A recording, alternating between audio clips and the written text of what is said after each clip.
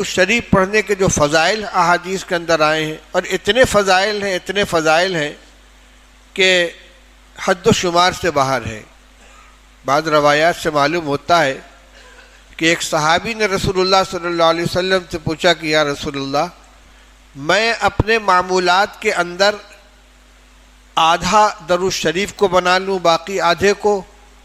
آپ نے فرمایا بہتر اور کر دو، اور زیادہ بہتر ہے۔ ان کا 2/3 کر دوں؟ فرمایا بہتر، اگر اور بڑھا دو تو اور بہتر ہے۔ انہوں نے کہا میں اپنے سارے اوراد وظائف صرف درود شریف ہی کر دوں؟ فرمایا بہتر ہے، اللہ تعالیٰ بقیہ سے تمہاری کفایت کریں گے۔ یہ وہ عمل ہے کہ جس نے بندہ اللہ اور اس کے فرشتوں کے ساتھ شریک ہوتا ہے۔ تو جو عمل اللہ کرتے ہیں، جو عمل فرشتے کرتے ہیں، اور اسی کے حوالے سے اللہ تعالیٰ نے ہمیں حکم دیا ہے کہ اللہ بھی رحمت نازل فرماتا ہے، فرشتے بھی رحمت کی دعا کرتے ہیں، اے ایمان والو تم بھی کرو۔ اسی لیے تمام اکابر، تمام مشائخ، بلکہ یوں کہیے کہ جتنے سلسلے ہیں تصوف کے، ان سب کے اندر درود شریف کی کثرت کو بڑا مقام حاصل ہے۔ اسی لیے جتنے بھی مشائخ اکابر اپنے متعلقین کو اوراد و وظائف بتلاتے ہیں، اس میں استغفار اور درود شریف کی ایک تسبیح ضرور شامل ہوتی ہے۔ باقی کوئی کلمہ طیبہ کی تلقین کرتا ہے، کوئی کلمہ شہادت کی، کوئی چوتھے کلمے کی، لیکن درود شریف اور استغفار یہ دونوں چیزیں ضرور شامل ہوتی ہیں۔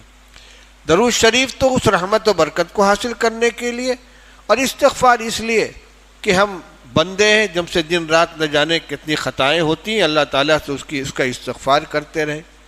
تو میں یہ کہہ رہا تھا کہ ہماری مجلس میں اس درود شریف کا پڑھنا، یہ ایک تو 40 حدیث کے پڑھنے کی جو فضیلت ہے حدیث کے اندر بیان کی گئی ہے، اس میں ہماری حصہ داری ہو جاتی ہے، اور دوسرے جس مجلس کے اندر درود شریف پڑھا جاتا ہے اس پر اللہ کی رحمتیں نازل ہوتی ہیں۔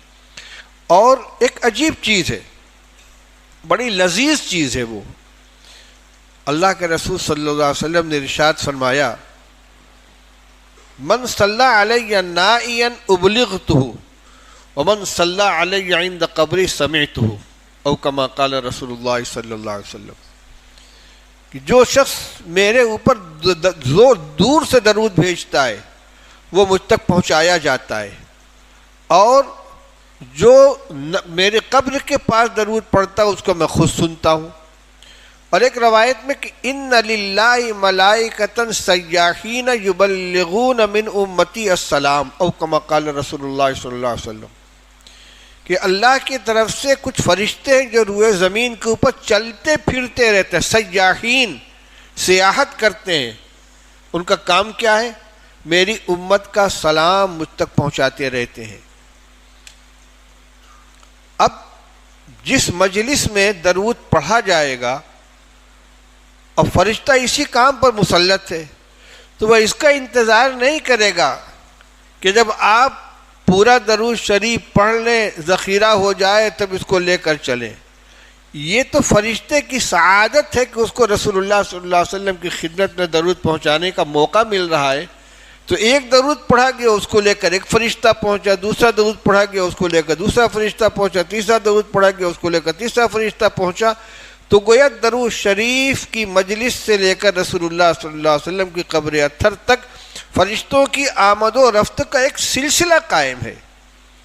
اسی کو ہمارے اساتذہ کہتے ہیں کہ دارالعلوم دیوبند کی دارالحدیث میں جو حدیث کی 10 کتابیں پڑھائی جاتی ہیں، جس میں صحیح ستہ بھی شامل ہے، بخاری شریف، مسلم شریف، ترمذی شریف، ابو داؤد شریف، نسائی شریف، ابن ماجہ شریف، اس میں طالب علم حدیث کی قرأت کرتا ہے، اور ہر حدیث میں قال رسول اللہ صلی اللہ علیہ وسلم، ان رسول اللہ صلی اللہ علیہ وسلم قال کان رسول اللہ صلی اللہ علیہ وسلم یفعل کذا، ہر حدیث میں کم سے کم ایک مرتبہ رسول اللہ صلی اللہ علیہ وسلم کا نام آتا ہے، اور وہاں یہ تاکید ہے، ایک تو خود عبادت پڑھنے والا حدیث کے ساتھ ساتھ درود شریف پڑھتا ہے، اور اساتذہ کی طرف سے بار بار تاکید کی جاتی، یاد دہانی کرائی جاتی ہے کہ جب رسول اللہ صلی اللہ علیہ وسلم کا نام نامی آئے تو تمام طلبہ درود پڑھیں۔ چنانچہ بسا اوقات ایسا لگتا ہے، طالب نے کہا قال رسول اللہ صلی اللہ علیہ وسلم، تو 1100 طلبہ ایک ساتھ کہتے صلی اللہ علیہ وسلم، ایک گونج سی پیدا ہوتی ہے۔ اس وقت چشم تصور سے جب دیکھا جائے کہ فرشتوں کی ایک جماعت دوڑی یہاں سے لے کر درود کو لے کر رسول اللہ صلی اللہ علیہ وسلم کے دربار میں، پھر دوسری حدیث پڑھی گئی، پھر نام آیا، ایک جماعت چلی۔ آپ اس تصور کے ساتھ جب پڑھیں گے تو کیسا لطف آئے گا، کیسا مزہ آئے گا۔ ایک سلسلہ قائم ہے یہاں سے لے کر رسول اللہ صلی اللہ علیہ وسلم کے مزار اقدس تک۔ یہ جو چہل حدیث ہے یہ بھی ہمارے معمولات کا حصہ ہے۔ چنانچہ حضرت مولانا محمد زکریا صاحب رحمۃ اللہ علیہ کے یہاں بھی اس کی تاکید کی جاتی تھی۔ ہمارے شیخ حضرت مولانا مفتی محمود حسن صاحب نور اللہ مرقدہ نے جو اپنے متعلقین کے لیے معمولات کا کتابچہ مرتب کروایا، اس کے اندر اس کو شامل کیا، اور پھر حضرت کے جتنے خدام ہیں وہ سب اس کو اپنے معمولات کے اندر شامل کرتے ہیں۔